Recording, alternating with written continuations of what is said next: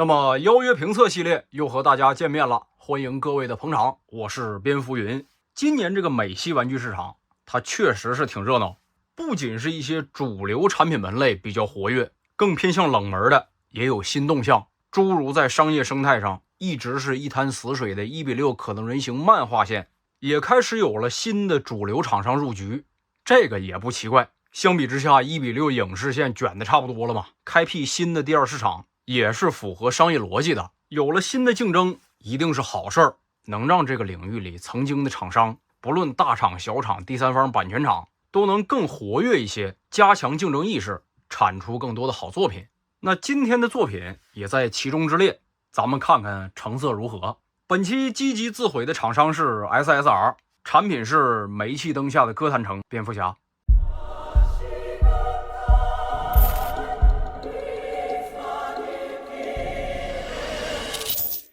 同样是礼盒制式包装，外框架是个荷兰版表纸，盒子整体常规印刷加常规覆膜，没有其他的特殊工艺。大长条盒子美术设计很直白，直接挪用了煤气灯下哥谭城的原作封面，做了个黑底金框的装饰。第三方厂商毕竟没有版权嘛，他得避讳，他把煤气灯下哥谭城的 logo 给做了个魔改，改成了煤气灯骑士。这种避讳只能说是心照不宣吧，你毕竟原作封面你都用了，峰会本身就有原作封面加持，所以少量的修饰元素倒是不难看。但是这平面设计是谁做的呀？这图案它糊啊，糊就算了，这外边框和花纹它俩分辨率还不一样，糊的还不统一，看着像不在一图层里似的。下回应该检查一下咱那个合成文件，货卖一张皮啊，这个包装形成了你的产品和玩家见的第一面，没必要在印刷和文件上翻车，盒背没有什么信息，也没啥看的。还是那问题啊，印刷糊。这个盒子是天地盒形式，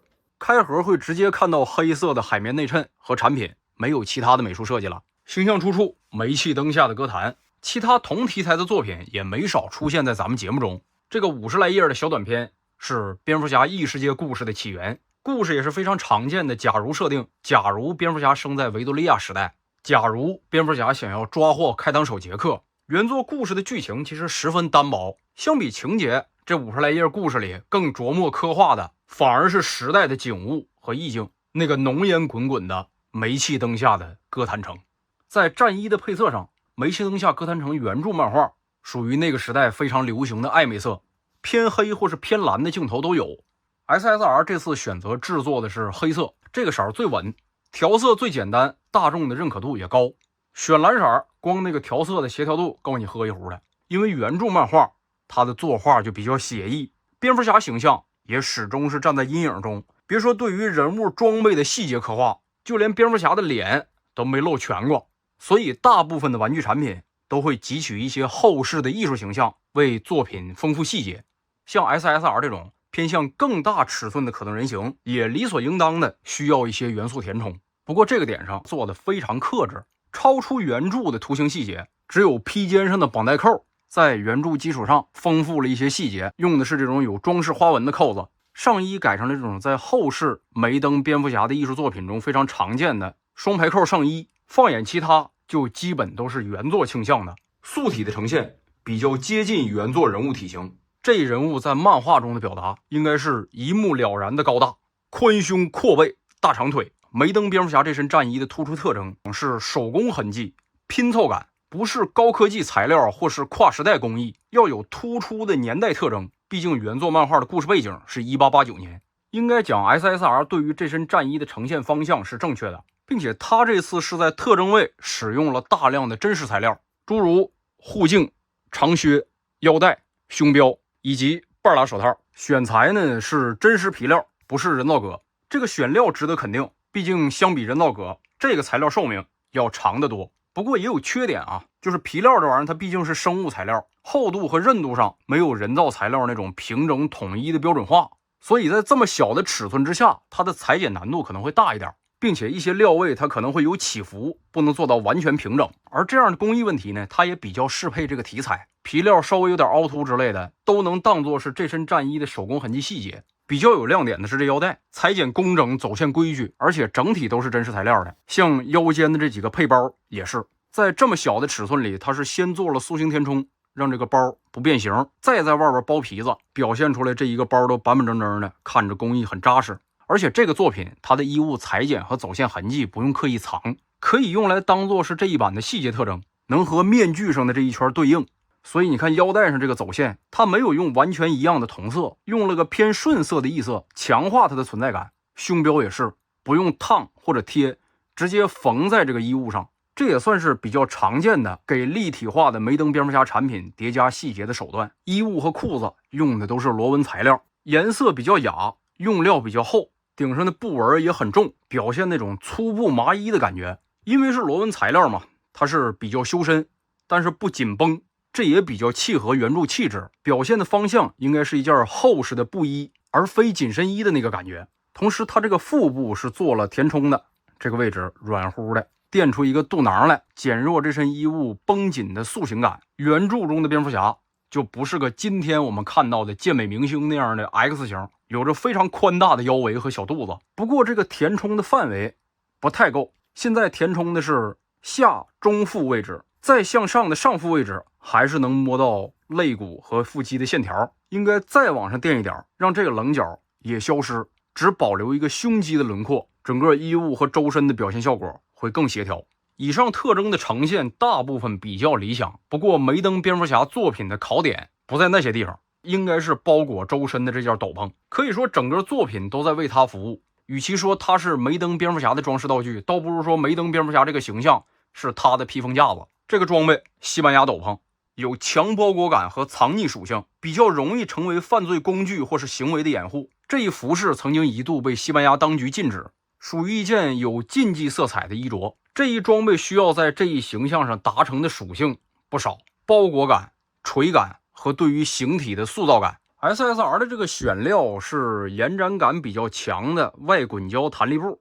想法可以，这个材料的优势就是轻薄，比较容易让整体具有垂感，这一点也有比较好的表现。也因为够薄，这个斗篷不可避免的堆料位置，肩头、高领这种多块料叠加的区域，也能让表现上不臃肿，彼此之间不打架。斗篷也做了比较不错的肩头塑形，能把这个比较宽大的肩膀在图形上突出出来，镇住整个人物的形体，让它看起来就一目了然的强壮。除了顺应肩膀的剪裁，它这个素体也确实有一个足够宽大的肩膀，能托起这个斗篷成为它的骨架。整个斗篷的固定位置它用的是暗扣，分别在胸前2颗，位置基本上和绑带扣是重合的。得益于这个披风它足够薄，这个位置放了1、2、3个扣，还是不会觉得臃肿。背后一个暗扣，这个暗扣的位置非常朝上，已经在皮质护颈上了，这样做的优势也很显著，能做到蚂蚁那期咱们讲到的领高胸低的效果，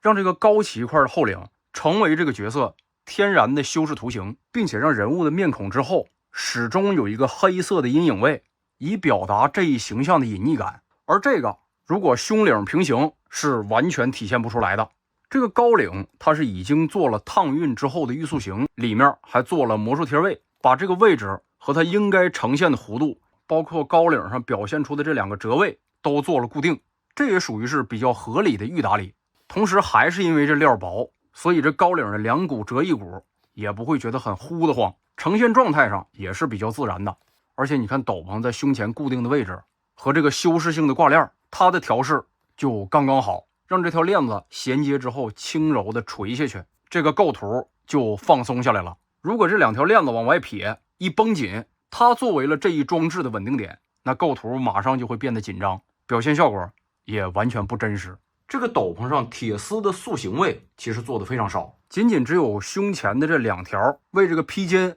做简单的基础塑形，能让它在大方向上浮在胸前，其他的都是通过材料本身的属性和剪裁实现的表现。这个滚胶布它其实有比较突出的大皮纹，放这顶上还真行，有一种那个破皮烂布的感觉，东拼西凑的气质。这个披风上的缝线位也没藏，像领口上、披肩上都有，也不突兀。用这些工艺痕迹去当作是这一版的细节，应该讲它会比叠加更多的魔改元素要有一个更稳定的呈现，不容易跑题。梅登蝙蝠侠的斗篷还应该实现一个元素，就是服务于这个造型的2个形态。其一是这个斗篷整体像包裹全身这样的造型，和披风背到后边露出手臂的状态，这个也完成了。一方面披风用料较薄嘛，它背到后边去不会有很强的臃肿感，同时固定披肩的3个点的暗扣分别在胸前和颈后，向后背披风的时候，这些点也不会干涉它往前蹬还是往后背都不影响，也是比较合理的调试。这个西班牙斗篷和它整体的适配基本上做到了针对这身装备一应的提点，工整稳定且自然，也有着相当不错的预造型处理。但是还有一个能优化的点，这个披风的下沿是做了锯齿状的裁剪，这是圆柱倾向的，相比平角的这个图形会更有侵略性。唯一的问题出在披风的长度上，它不是整体短了，它是一个区域短了。正面的波浪这个长度没有任何问题，背面的这2个角应该往下再延伸一点，这样你看可以直观的感觉到这个视觉效果的优化。这个前边披风和腿和后边披风这种错落的层次感马上就出来了，整体的表现力会比现在的更强。相对次要的特征位咱也看一下，过膝软皮长筒靴，这也是梅登蝙蝠侠比较有代表性的装备，它这也是用的真实皮料，靴子不是整体过膝，是靴筒上多出了一块护膝结构，这也跟后世米格德拉画的艺术插画比较接近。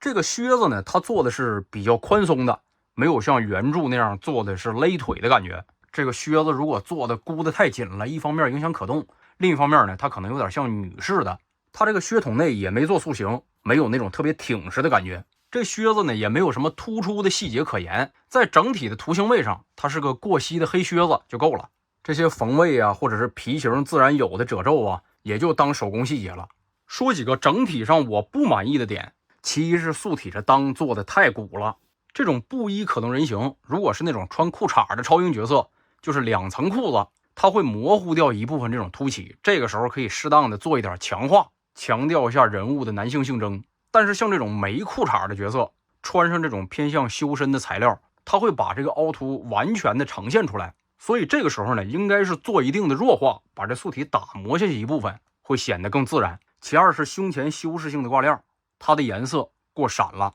和整体配色比较起来，显得有一些轻浮。这个金色一亮，在这种暗色的搭调之下，就会显得机灵机灵的，应该选一个更暗更雅的颜色，会更协调。第三，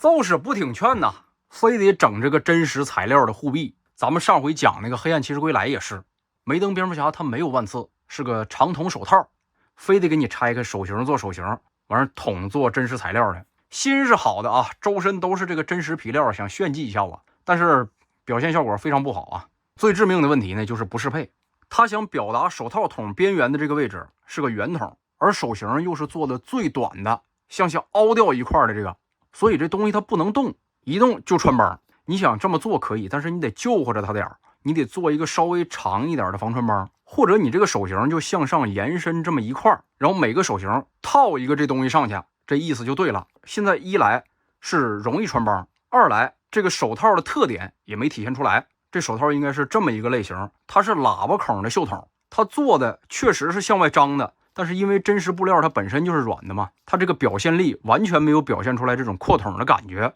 那如果你在这底下做一个小撑口，把这手套往顶上一套，那这个感觉就出来了。而且退一万步讲啊，就是你什么都不讲究，你就想这么做，那你这手套也得顶上上点光油之类的，让它有跟它接近的皮料质感才行。总之最实用的办法还真就是建一个带手套的手型膜，往这一套，这个位置完整性也强。或者你要非要炫技，那你就炫到头，把所有的手型都套上你这真皮手套。现在这个表现肯定是拽整体分，也就胜在这个大斗篷完成度高吧。往上一包，这效果一出来，里头穿个半袖也看不着了。看看头雕的表现，这个头雕的外轮廓明显是受到煤气灯下哥谭城的衍生作品《克星时代》的其中一版变体封面影响，画师是弗朗西斯科·马蒂纳。五官的表现上明显有 P1 出品的煤气灯雕像的影子。头雕的模具精度比较理想，不论是肌肤纹理的刻度、肤色的表现和胡须的涂装，工艺上讲成熟了不少。选了一版相对突出的蓝色双眸，显得眼睛很明亮，也让这一版蝙蝠侠有一点辨识特征。针对面部细节的取舍也比较合理，它相比参考的艺术封面只保留了几个突出的缝线位和模具上用于模拟面具的皮纹效果。这颗头的呈现很工整，但是也有一些问题，主要失去了官图的阴影和滤镜之后，这个肤色白净、五官精致、面部走势也比较柔和的状态，其实稍显稚嫩。虽说梅登蝙蝠侠在故事中本身就很年轻，但是相比原作的画风，这颗头可能显得有些稚气，也和整体这身偏向厚重又极具年代感风格的造型不完全融入。同时，这种过于清晰的五官也比较难表现出原作中蝙蝠侠那种隐匿的神秘感，所以这颗头在呈现上应该更具风格化，诸如加深肤色，让它更强调质感，与整体更搭调，或是在头雕的构建上尝试更高的眉骨或是更深的眼窝，让双眸尽量隐藏在暗处，也会更具意境。作为替换头雕的怒头，首先思路是对的啊，通过两个头雕拆分了煤气灯蝙蝠侠比较标志性的两个造型，漫画中隐匿于暗处更写意的白眼形象和特写中比较常见的外露人眼形象。但这个怒头的呈现上并不理想，一方面张嘴呲牙脸往两边咧的这个感觉应该是把整个脸颊咧得更大，它这个呢是越咧越窄，相比这个平镜头呢还要窄点，这一瘦脸把这个脸的神态张力变弱了，也缺少一定合理性。那另一方面1:6可动人形有这么大呈现空间的呲牙嘴，市面上主流大厂都会采用拆分件，把牙齿拆出来，保证一个更好的嘴部层次结构和更好的牙齿涂装。它这个是只把脸拆出来了，牙齿用的平涂，涂的不算差，但是对于吃过见过的玩家来讲，它肯定有落差，以短取败了，属于是。而且因为这个愤怒嘴的表情幅度过大，和原著低沉阴郁的人物气质不太融入，同时也没有办法让更喜欢隐匿白眼形象的玩家把它作为默认头，这颗头显然就落了下风。实际这个白眼头的表情选择，做个大撇嘴啊，或是微张嘴啊，这种更轻度的表情可能会更适合这个产品。综合两颗头雕的呈现状态，我认为这个作品真的很需要一个强风格化的第三颗头雕。低配的可以通过在原始的平镜头基础上做特殊涂装实现，眼部脸颊上扫点阴影之类的。高配的应该制作一颗新的更倾向如上漫画形象的头雕，它会让作品整体都更具调性，也更具代入感，并且有了这颗头的中和，也会让目前两颗头雕比较突出的缺点，比如表现上过于直白不够神秘和表情上过于强烈不好兼容，成为他们的优点，就相当于是三颗头雕都有了各自极端的强风格特征，这个作品也就更具生命力了，整个产品的互动价值也会提高。咱们也看看其他配件啊，